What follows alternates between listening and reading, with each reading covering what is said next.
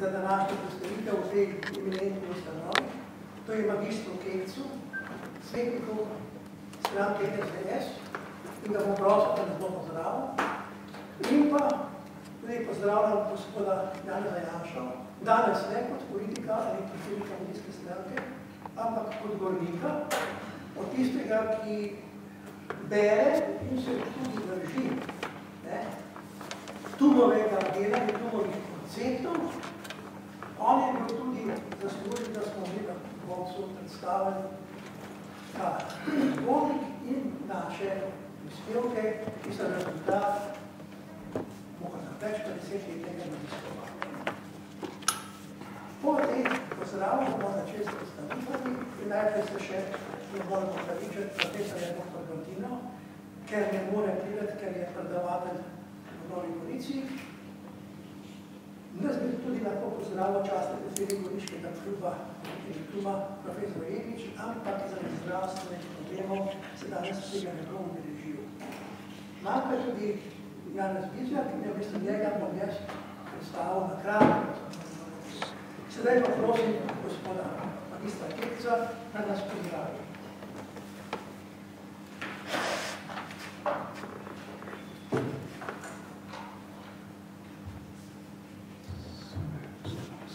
Spoštovani gospe in gospodje, cenjeni organizatorji današnjega dogodka. V veliko veselje mi je, da vas danes lahko pozdravim v imenu Državnega sveta, kako tudi v svojem posebnem imenu. Današnji posvet oziroma predstavitev knjige dr. Henrika Tume, zamočani raziskovalec avtohtonega slovenskega krajevnega in meroslovja v Alpah, po svoji vsebini in ideji še kako spada v dvorano Državnega sveta. Državni svet je namreč povezovalni člen politike, civilne družbe, nevladnih organizacij in tudi širše strokovne javnosti. Po prebiranju zapisov sem ponovno presenečen zanimivih in znanstveno poglobljenih dejstvih, ki so danes v slovenski zgodovini in izroslovju zamočani. Vsak nov detalj v mozaiku slovenstva nas na nek način bogati in utrjuje našo zavest in zavedanje. In tega našemu narodu velikokrat primanjkuje. Dragoceno dejstvo je tudi sodelovanje več iniciativ pri tem projektu, saj nas lahko le takšno kakovostno prepletanje izkušenj pripelje do dragocenih dosežkov in uspehov. Današnji posvet tudi poseben izziv za slovensko znanost in celotno akademsko sfero, saj je v svoji osnovi to skupni evropski znanstveni projekt, saj je Tumova hipoteza o avtohtonosti slovenskega življenja v Alpah predstavlja res velik izziv za vse nas. Spoštovani, želim vam uspešno delo in prepričan sem, da bomo danes iz te dvorane bogatejši za določena spoznanja in znanja. Hvala lepa. Hvala lepa. Zdaj pa vam, gospod Janez Janšo, da nas tudi on pozdravi in govori par svojih misli o tem, ki so spornika področja in Živa. Spoštovani, čas mi je, da vas lahko pozdravim na simpoziju, na razpravi na to temo. Letošnje leto je posebno, šlo je skoraj 100 letih ponovno imeno sloje Gurskih Alp in nekaj tega. Ravno danes je išel tudi Jadranski almanah, ker je bil ta tekst prvič objavljen leta 1922, oziroma 23, decembra 22, ampak letica 23. To se mi zdi še posebej pomembno zaradi tega, ker če pogledamo ta almanah, na nek način začutimo tudi duh časa, v katerem je Tuma prvič objavil svoje naslove. V tem almanahu so tudi nekateri drugi zapisi, ki se ozirajo nazaj v zgodovino in se vsaj deloma ukvarjajo z enako temo, z vprašanjem staroselstva, recimo misli. Tudi nekateri drugi članki in prispevki, predvsem kulturne narave, so izjemno zanimivi za razumevanje tistega časa. Smo pred 20 leti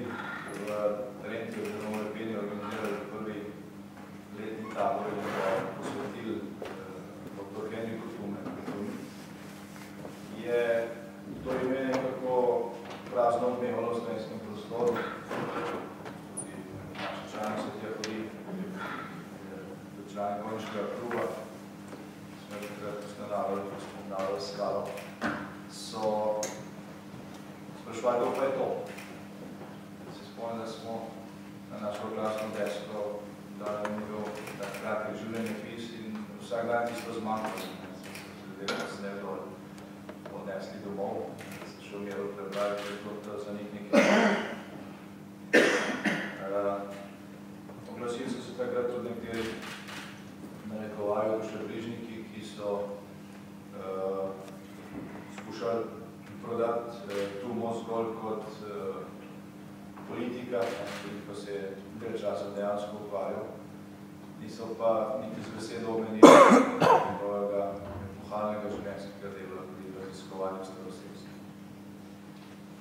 Tako da letošnje leto je že rečeno prej nekaj posebnega. Za izdajo obeh knjig, ta tekst v obeh knjigah je zelo nova Florja ponudila širšemu krogu slovenskega občestva originalno branje in to je izjemno pomembno. To ne bi zgolj pozdrav, pa govorite mi dva stavka v zvezi s tem, zakaj se meni zdi, da je to, čemer se ukvarjate, s čemer se ukvarjamo in je vezano na proučevanje naših korenin tudi v 21. stoletju to pomembno. Gre za vprašanje identitete. Slovenski živijo bistveno bolje danes, ne samo materialno, predvsem v polnem smislu, če ne imeli tega problema z lastno identiteto. Najbolj se ta zdrs ali pa ta sklenitev kaže v nekaj odločitvi zakonodajnega telesa, nadstropje nad nami iz leta 1994, ko so z zakonom podporili določilo slovenske ustave, da je naša himna Zdravljica. Vse kitice Zdravljice, tako piše v ustavi. Je bil tukaj na predlog Jožeta Školča sprejet zakon, ker piše, da je himna Republike Slovenije samo 7.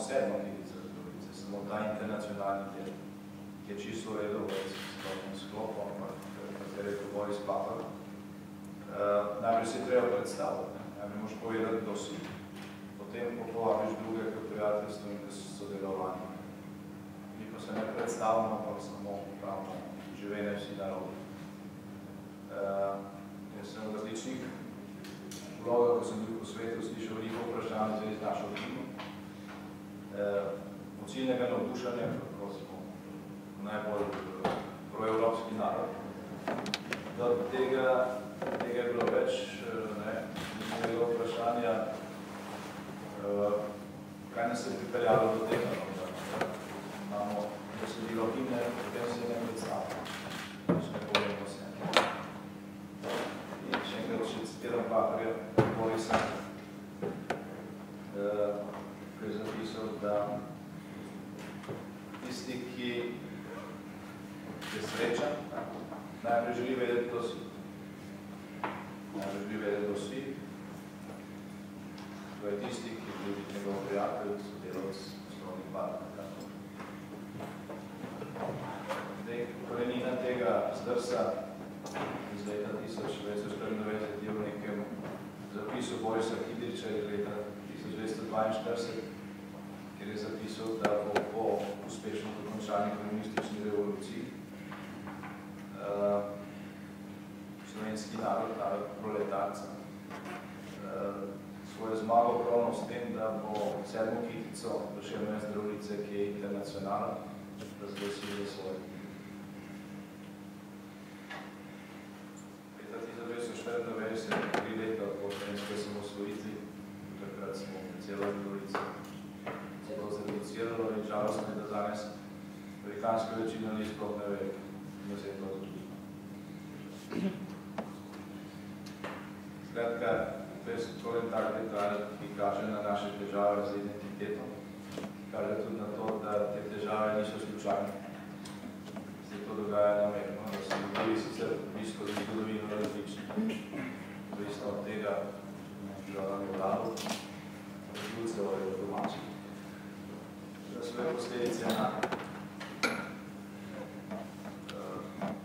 Seveda, da smo pri začetku, če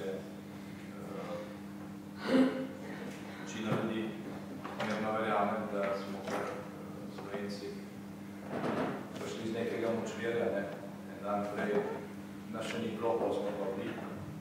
Možda ne zna točno povedati, kako ne bi prišli, čeprav tam 5. 6. stoletje v Kristusu.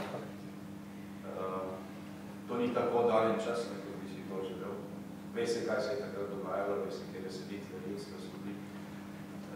Ve se tudi, da nobena od teh selitev, tudi če ga ne prišlo, ni popolnoma zbrisala starosvetskega prebivalstva in predstavlja nekaj povsem novega, da je to že čist tehničnega velika podobnost, kar piše v večini naših učbenikov še vedno.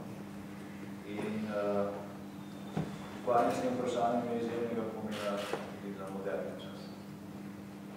Če hočemo, da bomo Slovenci izkoristili te možnosti, ki jih imamo. Zdaj, ko smo normalno gospodarno svoje zemlje, ko je zunanje okolje dejansko daleč najbolj ugodno od vsega časa, ki smo ga živeli in ki ga poznamo. Potem treba ta problem z lastno identiteto pač rešiti. In zato so potrebne razprave, potrebno je soočenje mnenj. Danes je znanost napredovala, tukaj je genetika, med vami se s tem ukvarjajo, tukaj so izdana dela, za kjer še leta nazaj, sploh nismo vedeli. V slovenskem staroselstvu so pisali tujci že pred stoletji. Bolj pošteno kot danes v kakšnih obradnih ali pa posvečenih učbenikih oziroma knjigah. Tako da to raziskovanje je plemenito delo. Moje apel na vseh, ki se s tem doslej ukvarjali, se pridružuje zahvali. In želim izreči tukaj besede korajže, da to počnete še naprej. To ni zgolj ukvarjanje z nekimi zaprašenimi listnimi temami, ampak je to temeljnega pomena, da Slovenci v času, ko ni zunanjih ovir, dogradimo vedenje o lastni identiteti in potem bodo stvari strateško lažje. Je bilo že velikrat rečeno. Ne veš, odkot prihajaš, tudi težko veš, kje si in kam veš. Hvala.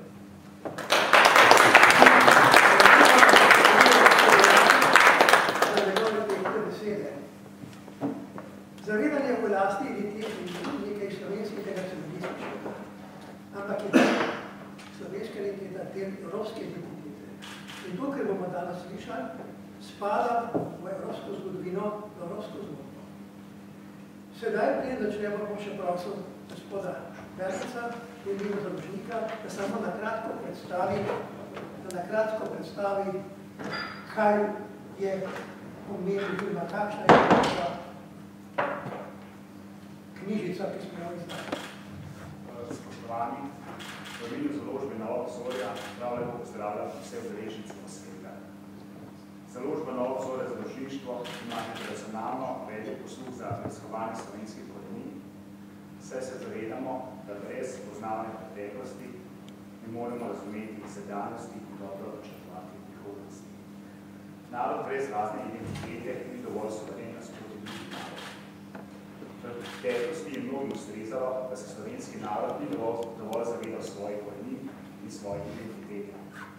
V času demokratizacije in osamosvojitve pa se je zanimanje za davno slovensko preteklost močno povečalo. V zadnjih letih praznino na tem področju zapoljuje skupina raziskovalcev evropskega staroselstva RES.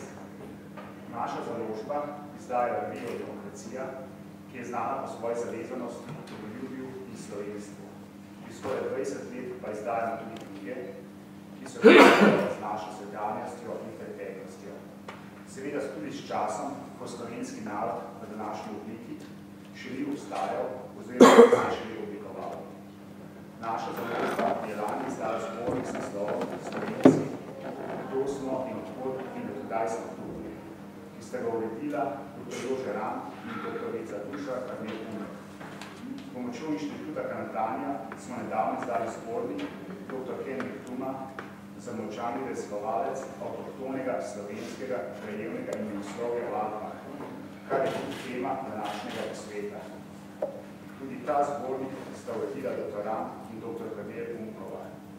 V teh dneh smo prav tako z inštitutom Karantanija izdali faksimile znamenitega jadranskega almanaha, ki je šel v vrstu leta 1923, natisnila pa ga je Narodna tiskarna policija. Po koncu naj se samo zahvalim vsem, ki se trudite raziskati naše slovenske korenine. V imenu založbe vam želim veliko raziskovalnega uspeha. Hvala. Prvo začnemo z samo predstavitvijo. Najprej bi rad predstavil moje sogovornike, sodelavce, ki so prispevali bistveno, da je zbornik tak obsežen in lepo dopolnjuje razumevanje, kaj je gospod dr. Tuma napisal in kaj ste pa doseči. Na moje desni je filologinja dr. Duša Krdek-Umek, tudi zgodovinarka. Poleg nje je dr. Ilan Morož-Adamič, geograf. Dolgo leta se je ukvarjal in strokovno sodeloval v mednarodnih organizacijah in v okviru znanstveno-raziskovalnega centra SAZU-ja. Na njegovi še naprej je pa seveda dr. Anton Perdih, ki je dolgo časa vodil, več kot 10 let, projekt Unije slovenskega naroda in je sedaj v bistvu posvetil zelo zapletenim vprašanjem etnogeneze s stališča genetike. Člani smo vsi skupaj skupine RES, raziskovalci romskega staroselstva. Tukaj je še, moram pomeniti, inženir Janeza Bizjaka, gornika, bivšega direktorja Trijanskega parka in sedaj tudi arheologa, ki skupaj z arheologi izkopava v naših Alpah in išče sledi staroselstva. Žal ga danes ni, ker je pogodbeno obvezan s svojimi dolžnostmi. Del te skupine je tudi moj brat, Andrej Ranč, tudi arheolog po svoji izobraznici, tako zdravnik, numizmatik in pa z srcem se ukvarja z etnogenezo, predvsem tudi stališča etnologije. Cilji te skupine res so pravzaprav iskanje na eni znanstveni osnovi in iskati odgovore na odprta vprašanja najbolj zgodnih pozoritev Evrope in pa vzbuditi zanimanje v naših znanstvenih inštitucijah, predvsem na univerzah in SAZU. Moram podati, da je to zelo moderna tema, jo raziskujejo tudi druge po Evropi in so žgoče teme, kako je prišlo do posaditve, do širjenja indoevropskih jezikov, do širjenja materialne in duhovne kulture. Nam so to rezolci veliki projekti, kot so Roots of Europe na univerzi v Kopenhagnu, potem je Societas Keltoslavika in pa, moram reči, eminentni zborovanja in dokumenta prepistovanja, ki jih vsako leto organizira profesor Miha Pudja iz Filozofske fakultete oddelek za arheologijo. Torej, mi bomo danes predstavili posamezne aspekte, ki nekako dopolnjujejo sliko. In sicer v mojem uvodu bom predvsem predstavil pravzaprav vzročno zvezo med osebnostjo dr. Filika Tume in njegovim delom. Kurikulum vitae, življenjsko pot, je napisal dr. Grdina. Žal, da je tukaj bom jaz v bistvu skušal povedati to, kar je on z bogatim jezikom in velikim znanjem napisal. Težko, en realist, ki je ljudsko gledano šolo, ne more gledati tako kot povarenično. O ravnanju z zemljiščnimi imeni pa pogovoril dr. Adamič, kajti zemljiščna imena so danes bistvena, tudi pomembna za geopolitiko, pomembna za stališča kulturne identitete in seveda tudi ohranitve naše kulture. Po posvečevanju naših imen, predvsem na glasu dr. Karmel Kunekova, Kajti odločevanje je bil proces, ki je brisal sazove slovenstva tekom zgodovine. Posvetil se bom pa sam odkrivanju sledov našega slovenskega jezika, s tem tudi slovanstva v dialektih, v narečjih, zamaknih dolinah vzhodnih Alp, predvsem v dolomitih in v romanskih Švici, čeprav te sledovi segajo tudi v centralne Alpe in še dlje. Zakaj je pravzaprav vse tako, zakaj lahko postavljamo hipotezo o širši pradavne razgraditvi nekega protoslovenskega strada, pa lahko da odgovor genetika, o čemer je govoril profesor Perlich. Sedaj pa gremo naprej z uvodom. Dovoljte, da to začne.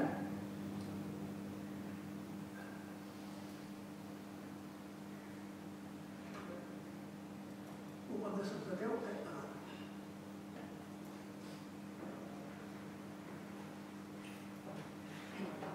Tako. Torej, moto, karikatura je to, kdor ljubi domovino, se preučuje, in kdor domovino preučuje, jo ljubi. To je osnovni moto tega človeka, ki je resnično bil Slovenec, tam na fronti, zunaj meja naše domovine. Torej, Tuma je bil narodno zaveden. On je vedno zagovarjal pravo slovenskega jezika in je narodno.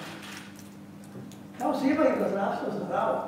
Bil je gorohodec, alpinist, vemo tukaj, sošolec Francija Roman, alpinist, ve, katere so Tumove smeri. Bil je zaljubljen v slovenske gorje, predvsem v drugi skladbi. Po svojih pohodih je bil seveda oster opazovalec. On je vedno mislil s svojo glavo in je bil raziskovalec. On je vedno usklajeval vse hipoteze in teorije iz dejstva, tudi na področju toponomastike. Bil je pa tudi zdrben svojih počenih, ker je v današnjem svetu ena pot v neuspeh in to je tudi on doživel. Obenem je bil pa navezan na ljudi, na preproste ljudi. On se je z ljudmi ukvarjal, jih je razumel, jih je obiskoval za tistega človeka, ki je živel na rodni grudi. Pastirje, kmete, trvarje, oglarje, sprav življenje z naravo. Torej, te 3-4 lastnosti so ga pravzaprav po eni strani vlekle naprej, po drugi strani so mu bile pa pogubne. On je bil pravzaprav svetovljan. On je živel, študiral na Dunaju, hodil je po celi Evropi, bil v stiku z elitami, kar mu kasneje pokazal. Bil je z veseljem, je preučeval jezike, je obvladal glavne evropske jezike in celo mađarščino. In na koncu bom nekoliko več povedal o njegovem delu kot preučevalcev avtohtonosti Slovencev in našega krivnega imenoslovja. Torej, alpinizem je našel za njega pot do korenin tega, kaj so slovenska imena. Predvsem jih je videl, da je treba, če jih hočemo razumeti, je treba to razumeti človeka, ki živi s prirodo. Obenem je seveda tudi razvil ljubezen do naše domovine in do preprostega človeka. In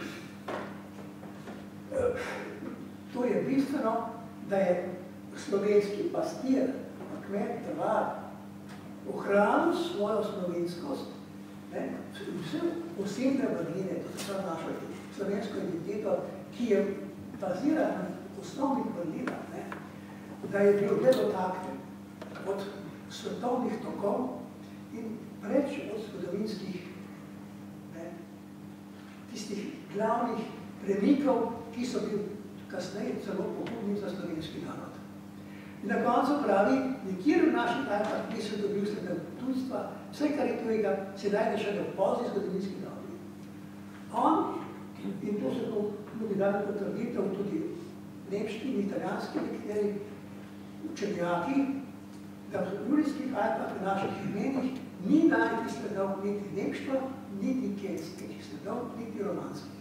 In v osnovi Julijskih Alp je čisto slovenska ostalina. Potem je, seveda, s tem prihodom po hribih je odkril, da so naša ledinska imena in gorska imena, pa tudi vodna in krajevna imena, mogoče ključ, ki lahko posveti v temo naše pradavne zgodovine. Namreč imena so pradavna. Prvih tistih so prišli na neko grudo, so imenovali stvari po njihovih krajevnih značilnostih. In to je osnovna zadeva, da moramo razlagati imena semantično, ustrezno, prvič lastnosti, morfologiji, geologiji, geografiji in pa njihovi rabi. Seveda, ljudje so pač dali ta imena tako, kot so se pač gibali in uporabljali svoj kraj.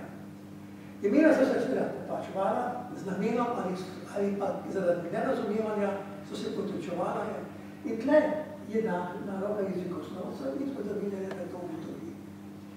Sama je pa mnenje, da sama etimologija brez pomoči zgodovinske analize, tako izpolnjena imena kot okoliščin, ki so takrat na nekem kraju in brez samega pogleda kraja, kako kraj izgleda, kaj ljudje tam počnejo, ali je primerno za to imamo stvar, njihovo dejavnost gospodarsko, samo jezikoslovje torej ne more pojasniti tega imena, sploh ne semantično, tudi je s tem tudi ne izvora. Torej, imenjoslovje, parmastika, je tipičen primer zahteva interdisciplinarni prenos. Potem evropskost njegova. On pravi, evropska kultura je bila ustvarjena s predelstva. Prvo veliko prvotno evropsko kulturo nam je opisal filolog Grek, ki je premalo spoštoval. Kajti kultura ne more biti drugega kot plod zvide človeka s prirodo v naravi. Zato je gotovo, da hrani jedrnosti kulture v sebi tudi slovenske kulture. Namreč Slovenci smo bili, če ni tako davne zgodovini, prvotno narod, ki živi od predelstva, od gozdov, od pastirstva, od naših gora, od naše dorave in tudi od rodarjenja. Tudi rodarjenje je dalo pečat slovenstvu. Torej, vse to pa je seveda lahko povezano tudi s sosednjimi narodi, ki so podobno doživljali prehode iz davnine v preteklost in vse danes. Torej, ta evropskost vidijo tudi drugi, recimo slavist Kronsteiner, ki pravi, da je preteklost ni pripada samo enemu v Avstriji večinskemu narodu, da ima vsaka država, pa dežela, ima vsak narod svojo večjezikovno, multietično zgodovino, ki ne pripada samo enemu narodu. Avstrijci imajo skupno zgodovino s Kelti, romanskim življem in Slovani, to se pravi z Latinci, Slovenci, Čehi in Hrvati. Torej, to je zelo evropska misel. Velja za vsem razpizite Italijane. In to je pravzaprav tudi eno vodilo našega druženja res. Torej, ko je hodil po Alpah, je Tomas videl, da imena kažejo, imena, ki imajo svoje korenine v slovenskih imenih, kažejo, da so bili predvsem razposteljeni po Evropi. Od Baltika do Veneta v Atlantskem oceanu, od Jadranu in od Črnem morju. In to je danes tudi tema moderne zgodovine in modernega genetike in tako naprej. Seveda se pa potem tudi pritožuje, da noben pa ne poroča o tem, kdaj bi v ljudstvo to prišlo, na naše kraje, kjer prebiva in odkud in kako se je selilo, kako se je privolilo grudo, katero še danes prekopava. To je odprto vprašanje še danes, ki ga bo morda moderna znanost včasih tudi razmazlala. Nekaj imamo o tem danes govoril. In pa seveda zanika invazionistični model, se pravi tisti prehod v zgodnem srednjem veku izza Zakarpatov v naše kraje. Tle je seveda, koliko je vse to še utemeljeno, koliko je utemeljeno avtohtonizem, koliko pa migracijska teorija, to je še vedno predmet raziskav. In o tem se bomo tudi še pogovarjali. Liberistična teorija je danes uveljavljena in je nadomestila starejšo avtohtonizmo teorijo, ki smo imeli, a kje? Zgodovina Nikrat, danes v Slovijo. Potem jezikoslovci Kopitar, Trstenjak, Žurkovič, Tuma, akademik Košir. Nekako smo to pometli, smo pozabili na te stare zgodovinarje in jezikoslovce in smo se oprijeli Slovenci uradno invazijstične teorije. Moderna, seveda, avtohtonizma teorija pa razvila na podlagi sodobne arheologije, ki je v bistvu multidisciplinarna, tako imenovana forenzična arheologija, z naborom preiskovalnih metod, ki osvetljujejo življenje v preteklosti in s pomočjo katerih artefakti spregovorijo. Moderna lingvistika, protokronologija, leksikostatistika z filonetskimi metodami prenesenimi iz genetike in jezikoslovje, več vrst genetike, populacijska, rodoslovna, paleogenetika in pa na novo vrednotenje zgodovinskih virov. To je sedaj lažje, kaj bi stari antični viri in srednjeveški viri so večinoma že dostopni na internetu. Torej, moderni čas omogoča bolj kompleksen pristop k razumevanju epigeneze evropskih narodov, predstavnikov in slovenskega naroda. Mi imamo te možnosti. Mi imamo moderno arheologijo, ki jo imamo reprezentativne arheologe Budjo, Petra Turka, Janko Ristovič, Šašo Kosovo, Klifica, Vibo Držan, tudi genetike, Katra Drobič, Balažiča, tudi Budja se ukvarja z genetiko in publicirajo svetovne literature. Te sledijo moderniti, interdisciplinarnosti in mednarodnih držav. Seveda se pa ne ukvarjajo z specifični problemi etnogeneze in v bistvu parcialno študirajo naše staroselstvo. Za številne zgodovinarje, jezikoslovce, pa je obdobje staroselstva od davnine do zgodnega srednjega veka, srednjega veka že vse odkrito. Vse že vedo, vse je dogdano, vse je statično, denar ni česar novega, te teorije veljajo, za nove modele ni zanimanja. Torej, nekaj, kar je v bistvu proti sami znanosti. Znanost vedno ni zadovoljna z sedanjimi rezultati, je samo kritična, ni dogmatična, ni statična. Dvom dogdano mora biti zaprav polnilo. In treba je vedeti, kaj veliki delajo čez mejo in kaj se dogaja. Torej, bistvo je zasledovati in skupaj v skladu s tem, kar je žudri vedo, tudi na naših dneh iskati odgovore na še nepojasnjena vprašanja. Torej, ta ponadis je torej nekak uvod v rehabilitacijo spodbudo raziskava v smeri avtohtonističnih teorij. Torej, tudi modela Tube in kasnejših raziskovalcev pri nas v Sloveniji, kot so bili, na primer, profesor Pert in pa Vuga, Lucijan Vuga, pa Leopold Vrbovšek in pa vsi trije venetologi, Bor, Šavli in Tomažič. Torej, tle je pravzaprav tudi ena grda madež na slovenski zgodovini, da so uradna znanost ni pravilno vrednotenja teh tako imenovanih venetologov. Kaj tudi ime venetolog je v tem oziru bilo slabšajno. V bistvu so bili to prvi raziskovalci tudi evropskega staroselstva, Boršavi. Niso bili srečne roke, oni so raziskovali s tem, kar so takrat imeli na razpolago. Morda niso bili dovolj kritični do svojega dela, vendar pa niso pa streljali prazno.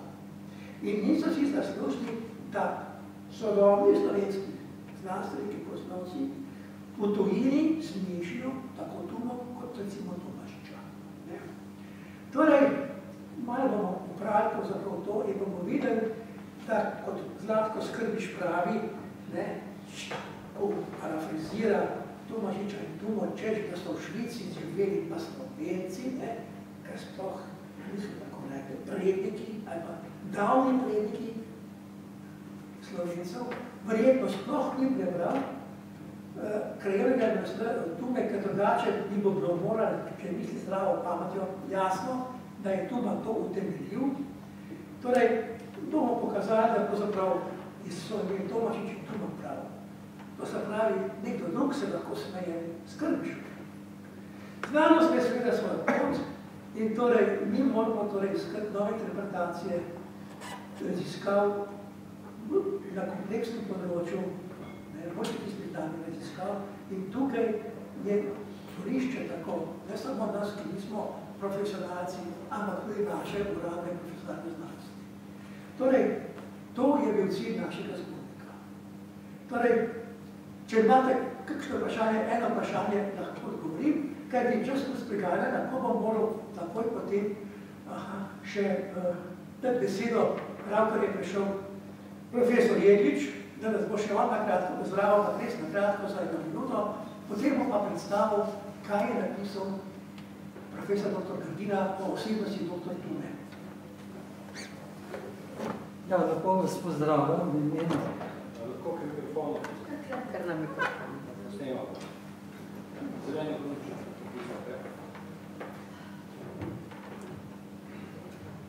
Dovolite, da vas lepo pozdravljam v imenu Slovenskega gorniškega kluba oziroma kluba, ki nosi ime dr. Henrika Tume. Ne vem, če poznate zgodovino tega kluba. Nastal je leta 22 po prvi svetovni vojni. Željo mladih, da se začne tudi v Sloveniji dogajati tisto novo, kar se takrat posod v Evropi.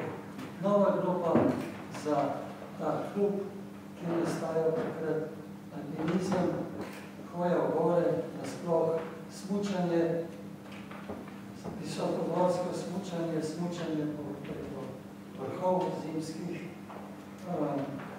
tekmovalno smučanje, smučarski skoki in še mnogo drugega novega, kot veste, je nastal v tem klubu, ki se je takrat imenoval Turistovski klub Skala, teka Skala, tudi prvi slovenski igrani film v triglavskih strminah.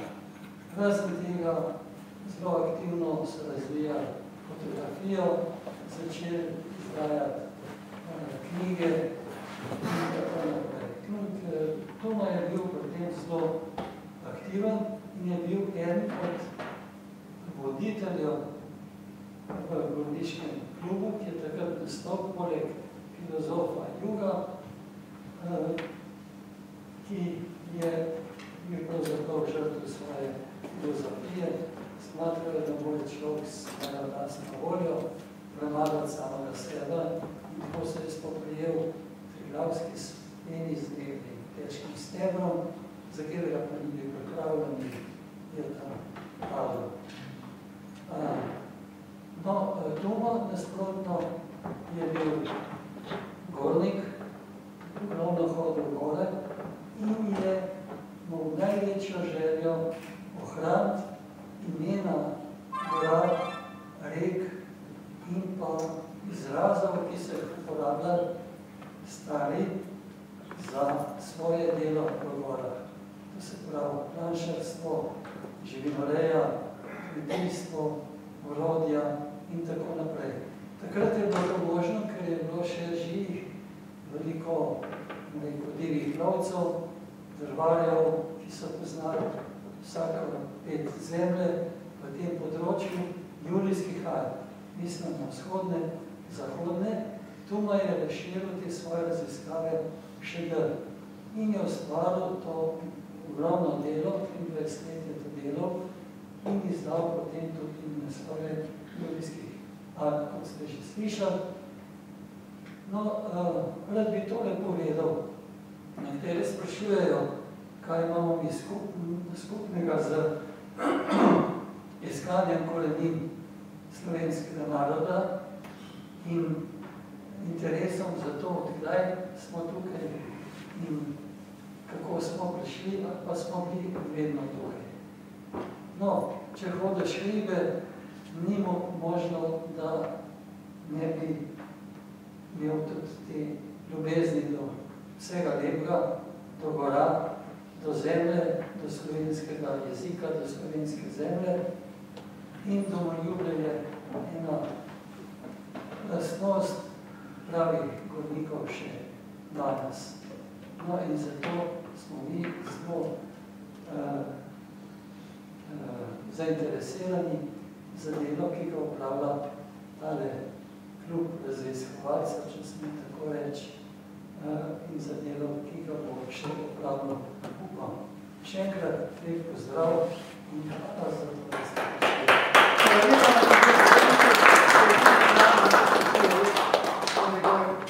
pozdravljam besede in tehne misli.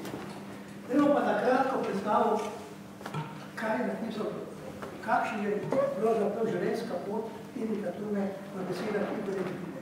Bom zelo hiter, kajti poudaril sem še par točk, ki jih jaz nisem poprej povedal.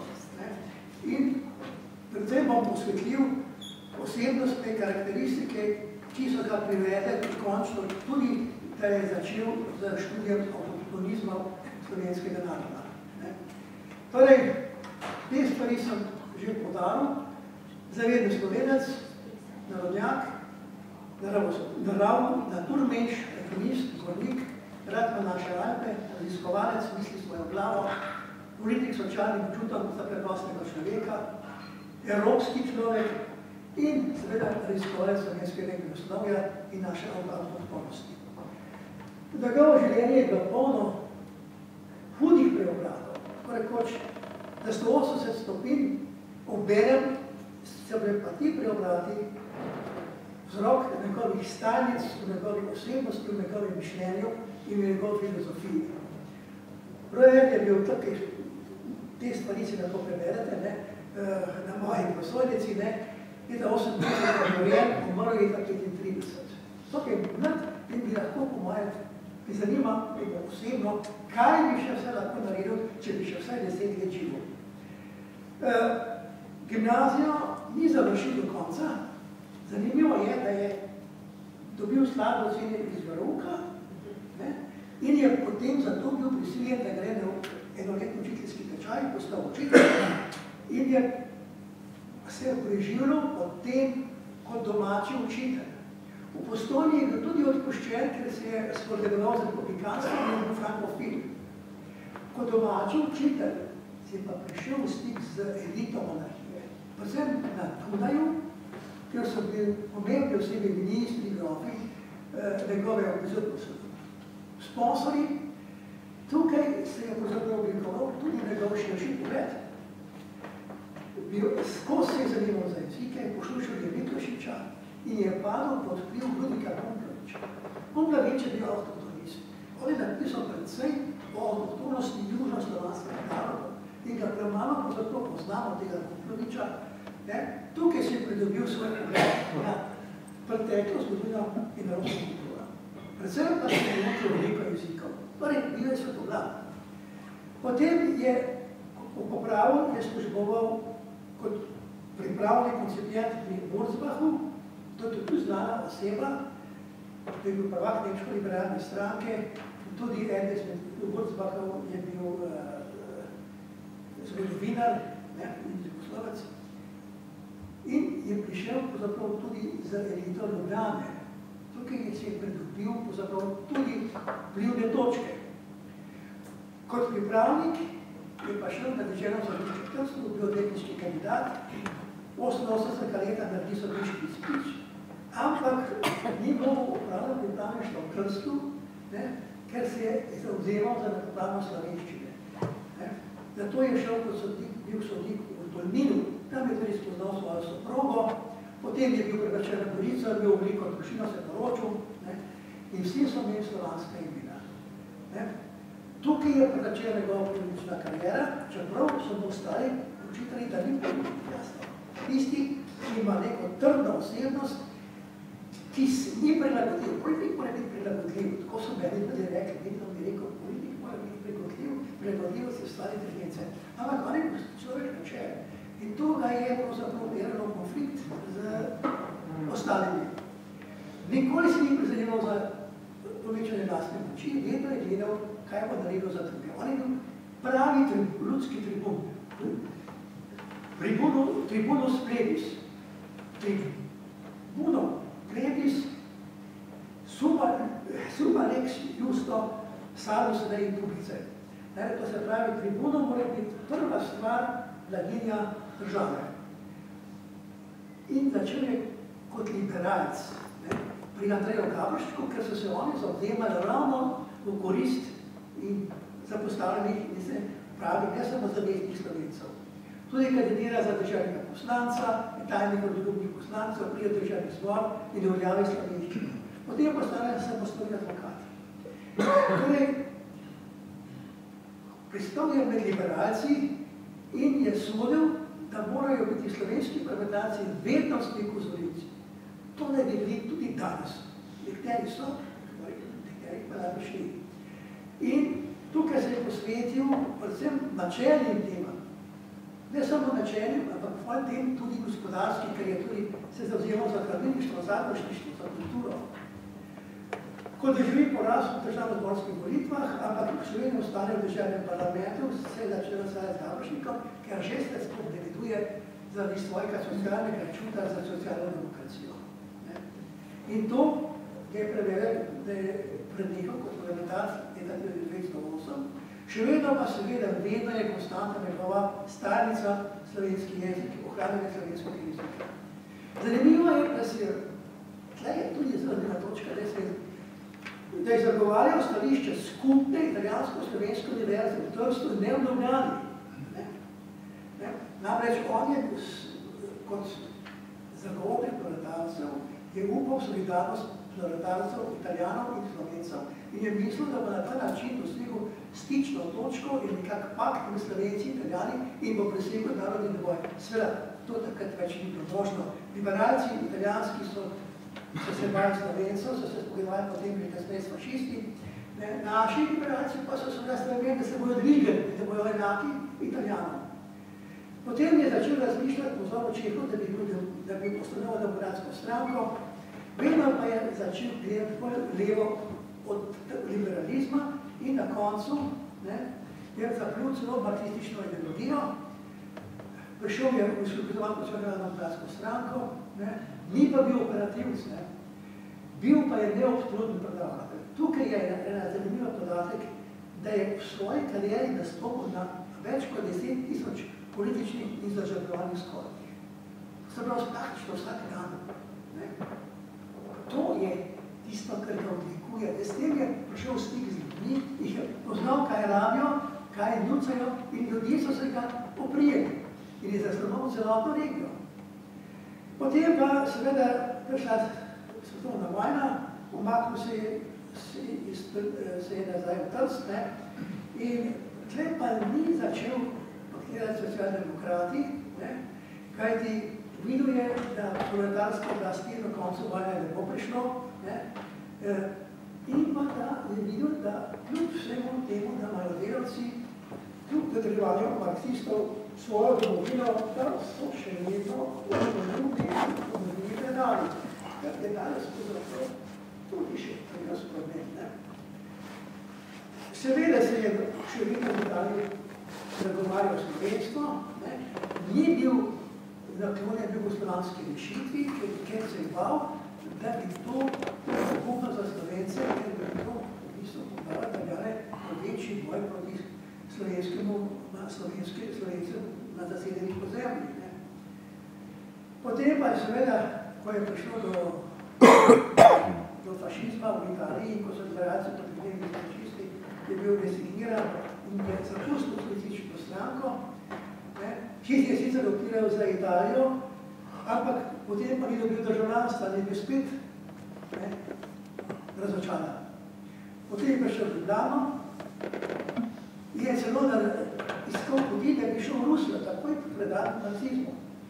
Prevzel je obrambo pripadnikov tajnih paramilitarističnih proletarskih akcijskih čet, pri čemer je prišlo do provokacije v June. Tam je bil potem proces, ki ga Tuma ni uspel speljati v korist teh proletarskih akcijskih čet in to je bilo tudi v konec teh proletarskih čet, kako da je se umaknil tudi iz te aktivne marksistične politike. Bil pa je še vedno neodvisen. On je še vedno v svoji veri in svojemu prepričanju veri marksist. Je samo sodeloval, niso ga pa ostali vzeli. Namreč ni pa sprejel njihove doktrine benedizma in palinska disciplina mu je ustrezala kot vsako tisto, ki misli svojo glavo.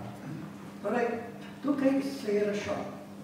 Torej, je bil na političnem sekretirju in vedno bolj se je začel ozirati k preučevanju zgodovine, ki so od jezika, ki to ponomasniki.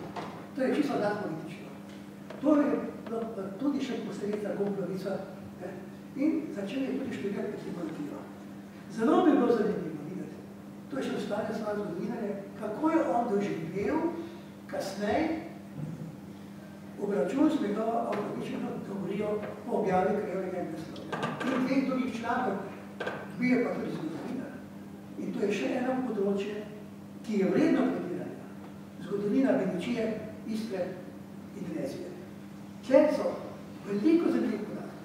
Moram tudi povedati, da je sodeloval z nekim Srebrničem. Srebrnič je bil ravno tako zagret ves čas preučevalec slovenskega avtohtonizma in napisal zgodno zgodovino slovenskega naroda, knjiga, ki je imela 6000 strani. Pred tem je Duma z njim močno sodeloval, mu je dal ogromno podatkov in tudi drugi so mu dali podatke. Ta knjiga je bila zaplenjena, ko je Srebrnič šel iz kraljevine v Italijo, so mu Italijani zaplenili in jo hranili ali jo pa še hranijo v nekem trezorju v arhivu v Rimu. Pod tem udarcu je Srebrnič napisal ponovno to knjigo, rokopis je pa, ko je šel v partizane, dal neki tovarišici in se je ta rokopis potem tudi izgubil. Torej, to je še ena zgodba, ki je povedala sodelovanje tega kako je sodeloval Tuma z Srebrničem in kako je dojemal napade na njegov model. Torej, Grdina napiše, da njegova usoda vabi kriče v misliku, ker niso dobri tudi svojega časa arhivi naš. Tuma je večplastna oseba, na več dimenzij. Alpinist poznava njegovo življenjsko obliko. Danes smo se rodili malo njegovega imenoslovja in njegovega osebnosti kot preučevalca slovenskega jezika in slovenskega imenoslovja. Tudi kot politik, ampak holistično bi pa še bilo veljalo ga preučiti, predvsem njegovo zadnji del življenja. Hvala lepa. Sedaj imate še kakšno vprašanje, drugače dam besedo dr. Daniču.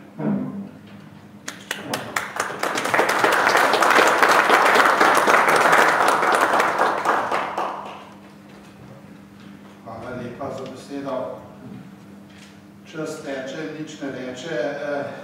Tema, o kateri bom govoril, je kako pa z zemljepisnimi imeni danes, kaj počnemo v tem trenutku v današnji Sloveniji.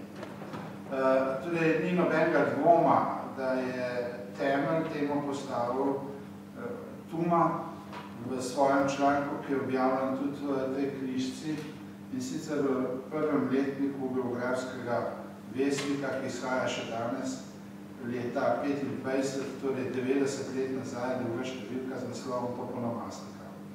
Tam je posebej zanimiv prvi odstavek, kjer nekako zelo na kratko razloži, kako on vidi toponomastiko.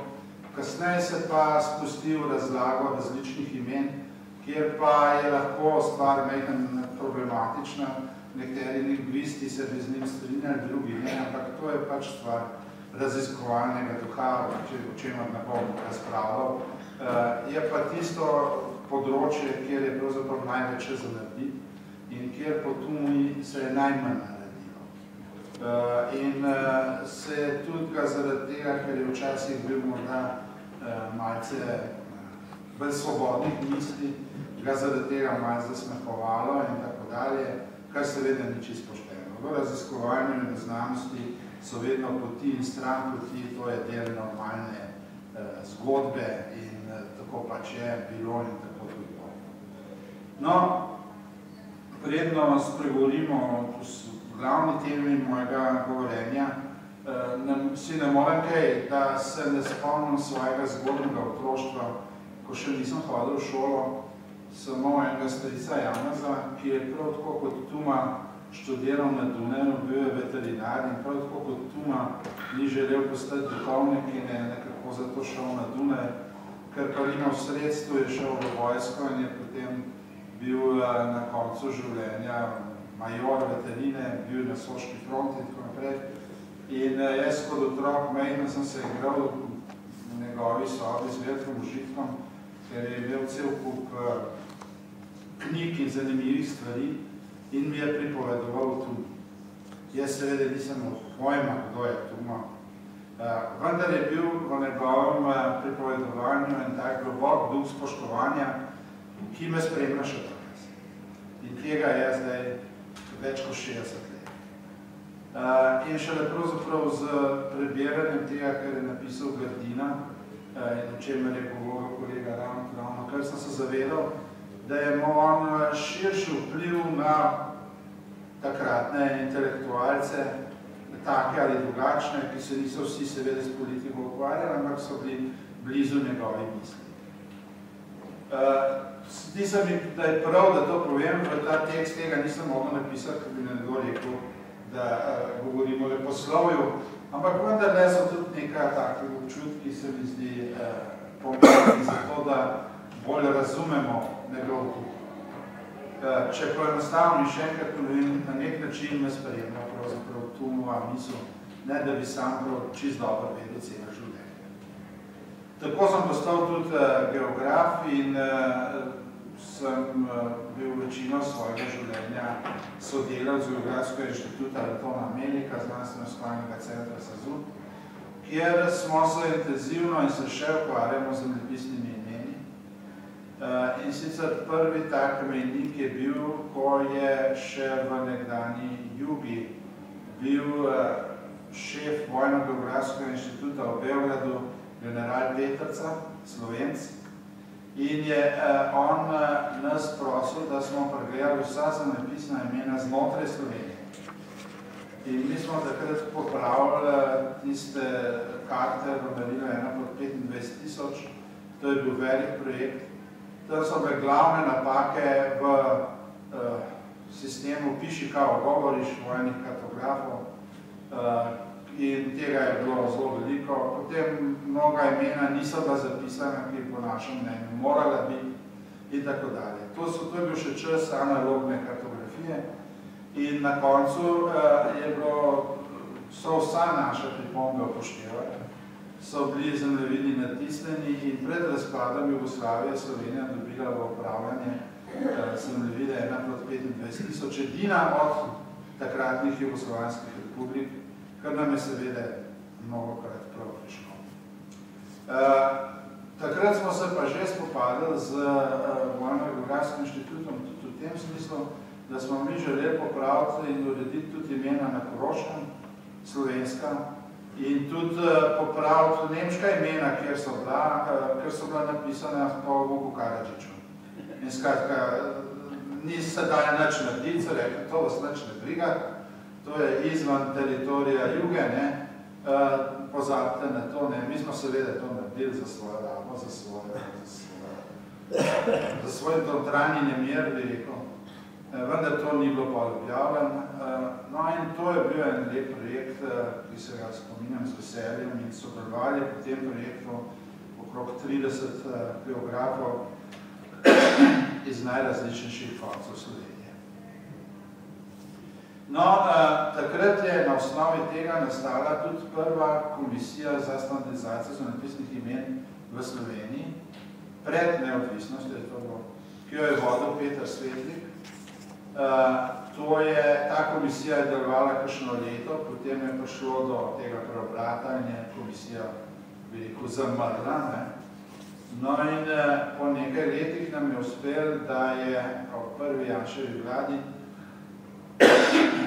prišlo do ponovnega imenovanja te komisije in je ta komisija dobila status komisije Vlade Republike Slovenije za standardizacijo zemljepisnih imen.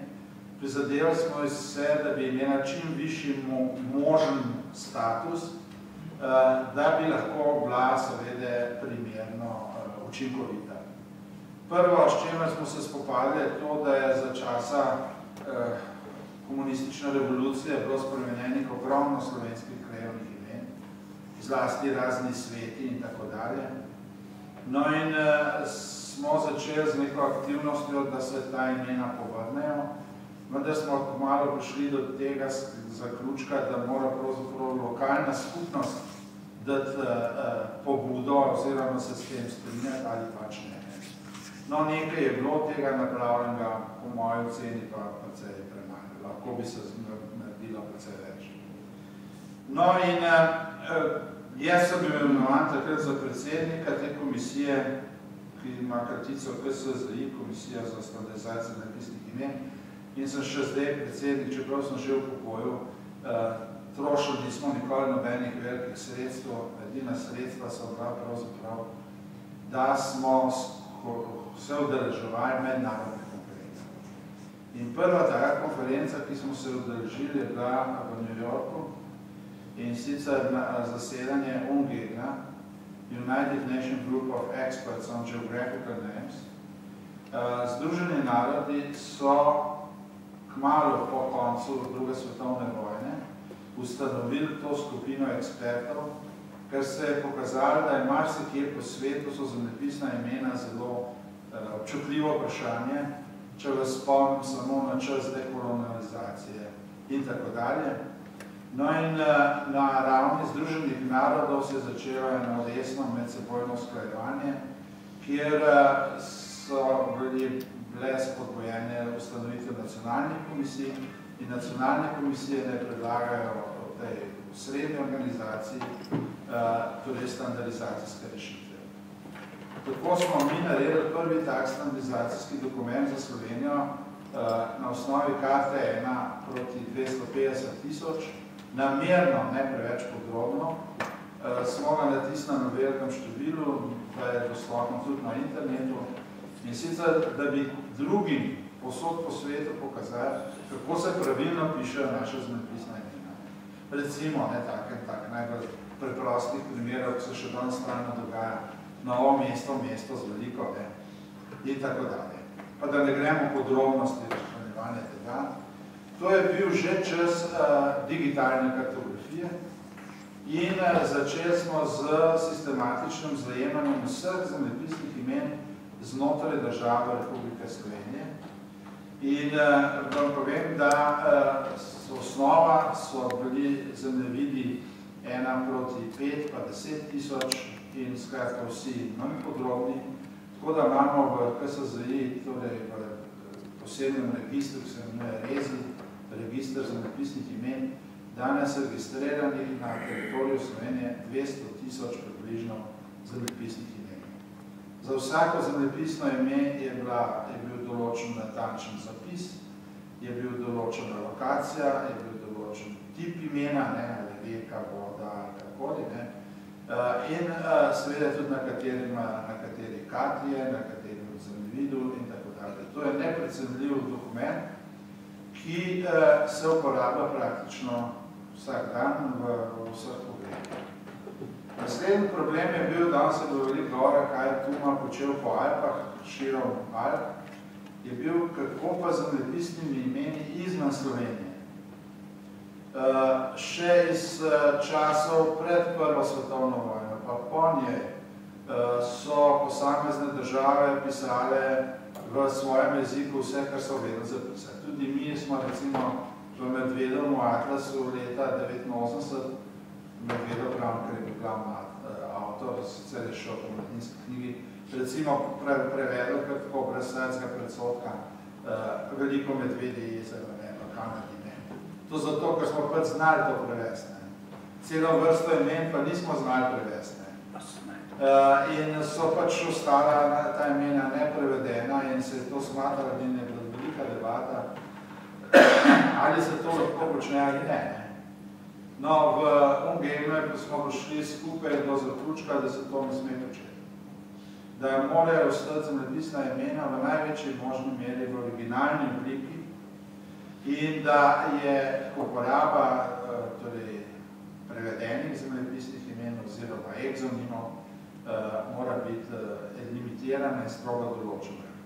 Mi smo potem izdelali na posebnem projektu registar egzonimov, ki je tudi objavljen v Združenih narodih, no in tam seveda so jasno taka imena kot Dunaj in tako dalje, so za nas samo po sebi umerni.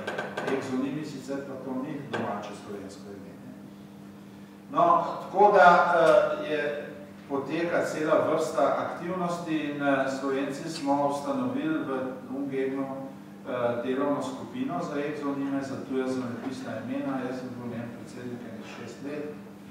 No, zdaj vodimo Slovenci v skupino, regionalno skupino za ekspertov za zemljepisna imena za srednjo, vzhodno in jugovzhodno Evropo, kjer je seveda zelo pomembno koordinirano delo z temi skupinami za zemljepisna imena ekspertov s sosednjimi državami.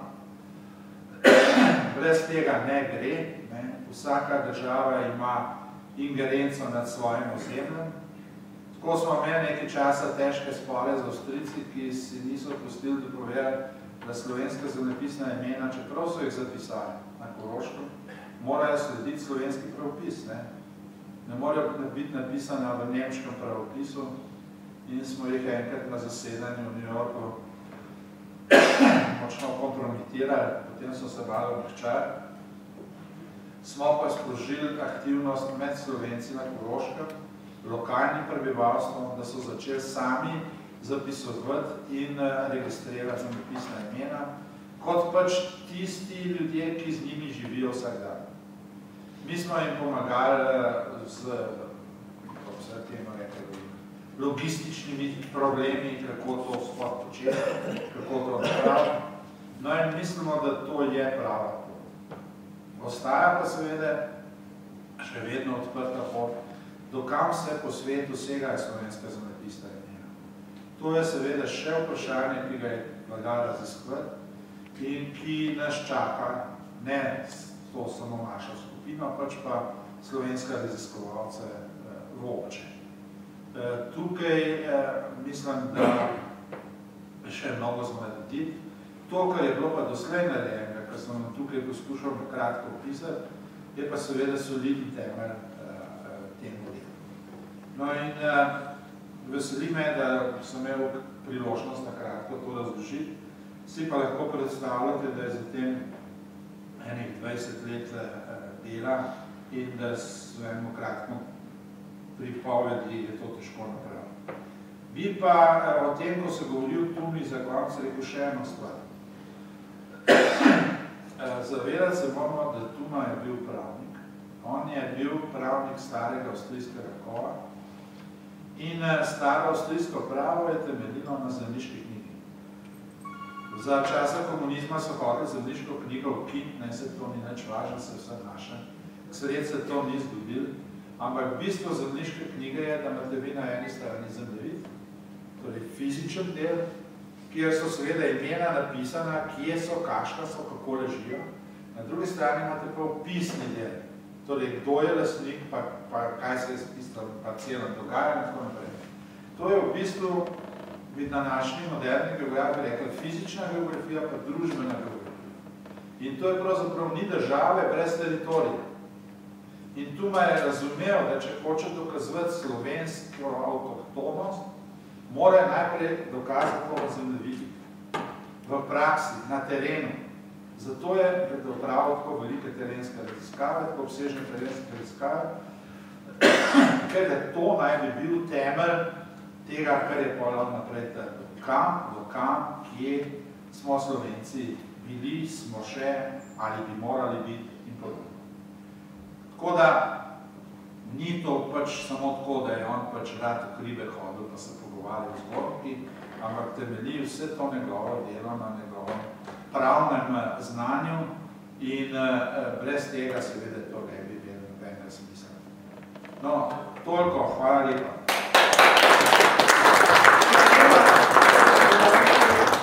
Samo za te misli in predstavitev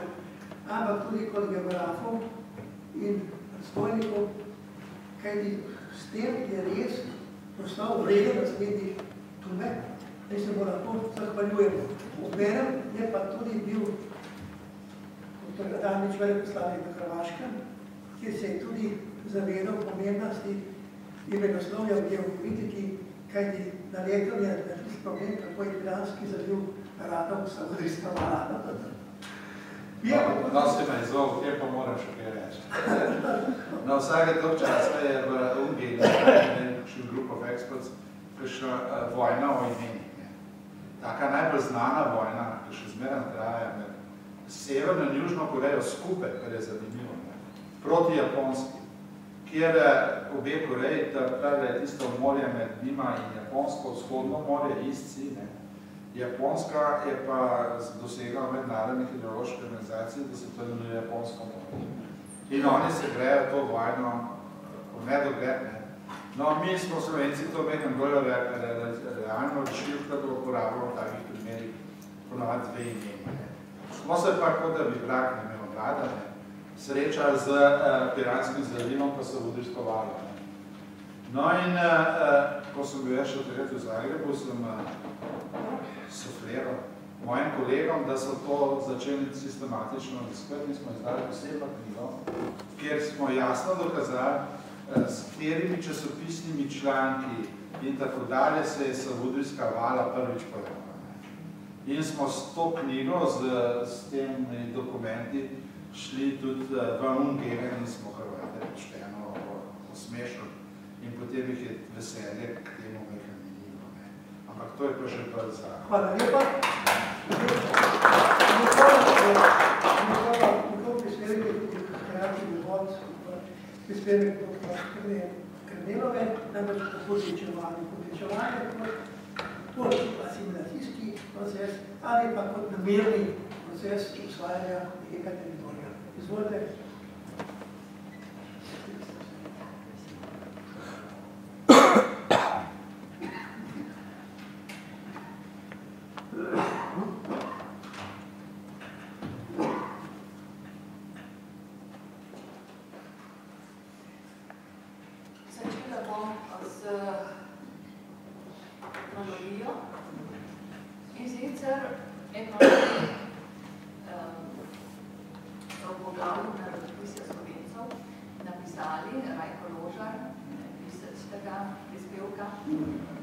da se je pri kmečkem ljudstvu kmetovalcu še ohranil prav zgodovinsko-etnološki značaj nekaterih nosilcev kulture, medtem ko je pri drugih ljudskih slojih že popolnoma izginil.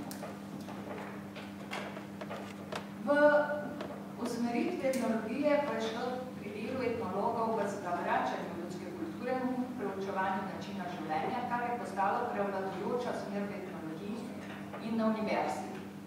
S tem pa je bila zavrnjena vsakašna kritična presoja zbirateljskega dela razlagalcev slovenskih etnoloških starin. Zato je bil Davolin Trstenjak označen kot tisti med njimi, ki so v svoji narodnostni meni ponavljali tudi tedaj že nekaj časa opuščeni nauk o avtohtonosti Slovencev. Vendar pa pomen krajevnih imen za narodna zavest pa so seveda zelo dobro razumeli italijanski pisci na zahodu slovenskega narodnostnega ozemlja. V 19. stoletju začeli sistematično poitalijančevati. Italijanska država je to nadaljevala po prvi svetovni vojni po zasedbi Primorske. Neznanci pa še danes v slovenskih vaseh na italijanski strani mažejo slovenska imena na krajevnih tablah, to sem tudi sama videla. Država pa ne postavlja posod, kjer so naseljeni Slovenci, takih dvojezičnih tabel. Kako je s tem na Koroškem, smo pred leti poslušali. To je samo eden od načinov brisanja zgodovinskega spomina Slovencem o Jadranu. Moram reči, ker je do tukaj moj predhodnik povedal, da so na Koroškem sami koroški Slovenci začeli zbirati in pisati ta krajevna imena, da je že v 80-ih letih na pobudo iz Ljubljane, takrat, ko sem bila direktor direktorca knjižnice v Kopru prišlo do sestanka med direktorjem knjižnice v Trstu, študijske knjižnice in geografi, da se je začel sistematično pisati krajevni leksikon slovencev v zamejstvu in je potem išlo več zemljevidov tudi z latinskimi imeni, kar vse kaže, vsaj za ta del, ki ga sedaj naseljujejo še Slovenci ali so ga v bližnji preteklosti, je to zabeleženo.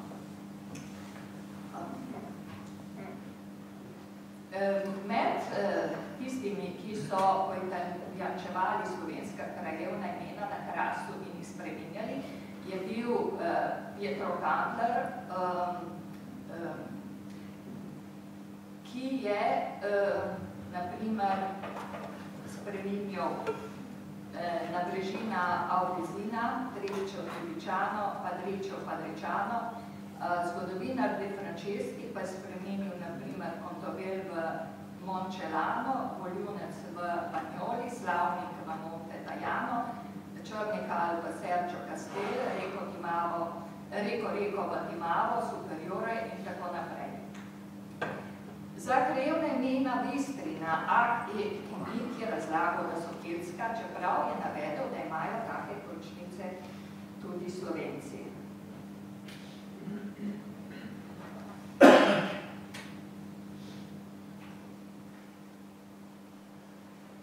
Poitaljančevanje krajevnih imen je pisec v listu Listrija, ki ga tudi urejal Kandler, utemeljeval z nižjo stopnjo kulture podjarmenih ljudstev. Zate je značilno, da daje latinska in krajevna imena po naravni značilnosti, reka je voda, hudournik je hudournik in tako dalje. To ni samo znak nižje stopnje civilizacije pisal, ampak razodeva tudi, kako ljudstvo, ki se priseli v pokrajino in je dotedaj v lasti bolj civiliziranega ljudstva, ne samo, da prevrača imena, da bi našlo enostaven preprost promen v materialnem predmetu, kar je popolnoma v nasprotju z tem, kar se je dogajalo. Poitaljančevanje se je začelo že v starem veku, potem, ko so zavzeli deželo Rimljani in krajevna imena poromanili ali so jim dali latinska imena. Primer za to je Tergeste ali Tergesto, kot so pisali v številnih starih dokumentih in ta isti avtor piše, samo tujezični neotesani vaščani mu pravijo Terst. Pomenišče v imenu močvirne trstike, kar je bila seveda neustrezna razlaga, pravo razlago imena nam ponudi nehotesan pisec, ki piše, da sta ste in stur neprikladni končnici za domačine. Če to latinsko končnico pri imenu spustimo, ostane ter, kar je stara oblika pisave za trg. Slovensko razlago imena pa je dal že Kitzinger tudi v 19. stoletju, ko piše Terst, Tergeste, to je trgišče, trgišče, že po svojem starem imenu kaže slovenski zbirek. To so seveda s čisto političnimi cilji pisci utemeljevali v 19. stoletju po nastanku in pred združitvijo Italije, pred več kot 150 leti. Za jezik podjarmenih ljudstev je veljalo, kultura rimskega ljudstva ni dovolila, da bi navadna govorica prišla v vlado in dokumente. Ljudstva, ki so se dvigli na višjo stopnjo, pa naj bi dajala imena po pomembnih osebnostih, po dogodkih, ki jih je vredno ohraniti v spominu. Zato Rimljani na zasedenih ozemljih, ki so imela svojo kulturo, naj ne bi latinizirali imen kot so Pola, Albona, Emonija, Egida, ki je bilo rimsko ime, je preprosto ljudstvo prevedlo v Kapris, kar pa ni bilo nikdar plemenito ime. Ljudstvo, ki naj bi prišlo v to pokrajino, je bilo neotesano in tako so Slovenci slavi potvarjali imena in so iz Aquileja naredili Aglaj, San Giovanni di Duino Štuan, Tergeste Terst, Muggiamile, Capris Koper, Parenzo Poreče. Adignano Vodnjan, Albona Labin, Belena Piča, Pizina Pasen, Gemino Ismin, Porto Leoperto, Arsa Raša. Kako zdaj razložiti krajevno ime slovenskega izvora, ker v slovenščini to tudi nekaj pomeni, na tako obsežnem območju? Zelo enostavno, izmislili so si seveda Kelte, ki naj bi ozemlje naseljevali v antiki, k njim pa naj bi spadalo tudi pleme Karnov. In iz te razlage sledi po avtorju, da so na Krasu in nabivki krajevna imena keltskega izvora, končnice na ak, ek in iste kot ak, ek in pomenijo isto kot latinska končnica am. Enk pa naj bi bila prav tako keltska končnica, vendar ni znano, kaj ne bi pomenila.